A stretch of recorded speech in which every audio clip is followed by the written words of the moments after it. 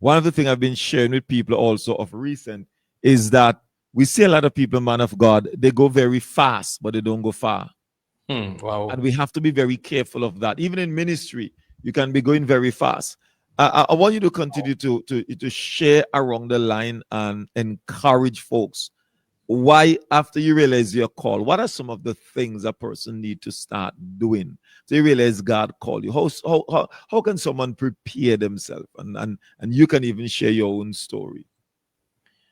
I think, and maybe I'm wrong. I've been wrong before. I just asked my wife, but I think that we can't prepare ourselves when God meets us.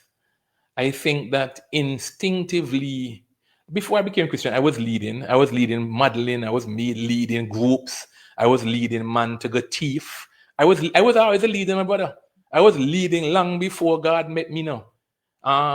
Saul was actively now persecuting the church now. He was already doing, he was already active now. He was on the wrong team.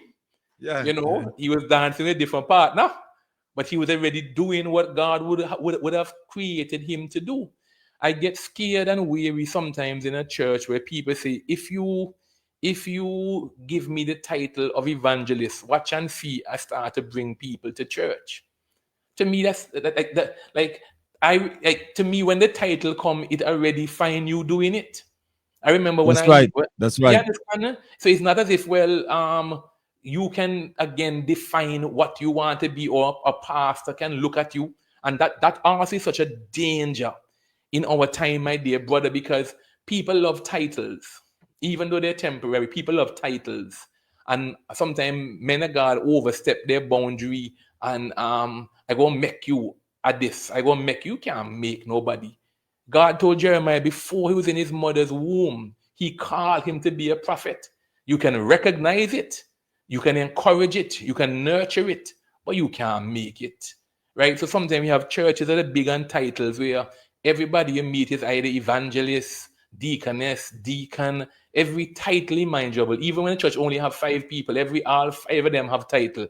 And even if you name evangelist, you never bring one soul to church. So me know what kind of evangelist you be, right? We're living in such a time, such a dangerous time, such an enlightened time where we're exposed to YouTube, to internet, to so many different things. But the reality is, God would have called, when David came on the scene publicly to kill Goliath, he would have already been privately killing lions and bears. He was That's right. killing giants before anybody knew him, right? You can't start killing giant.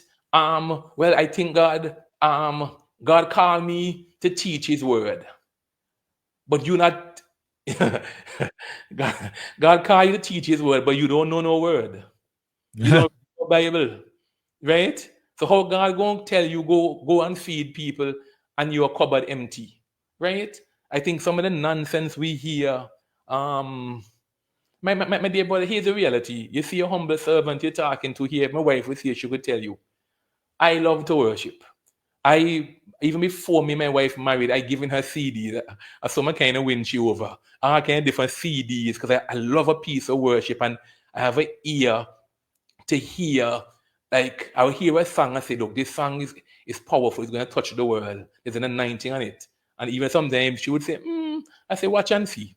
And I remember, and I've been able to pick out some songs throughout the years that deeply touched me, and I've went on the songs and then win song of the year and all. And she say, honey boy, you true? I said, yes. Or she say, I didn't like that one when I heard it. I heard you singing it. But here's the reality, my dear brother. Me can't sing tal. If you want to see a church empty fast, call me for worship lead. Because up to now, they can't find what key or what note I sing in. Right? So if God, how can God call you to worship lead and you can't sing tall, can't hold a note, can't hold a key, but God call you to worship lead?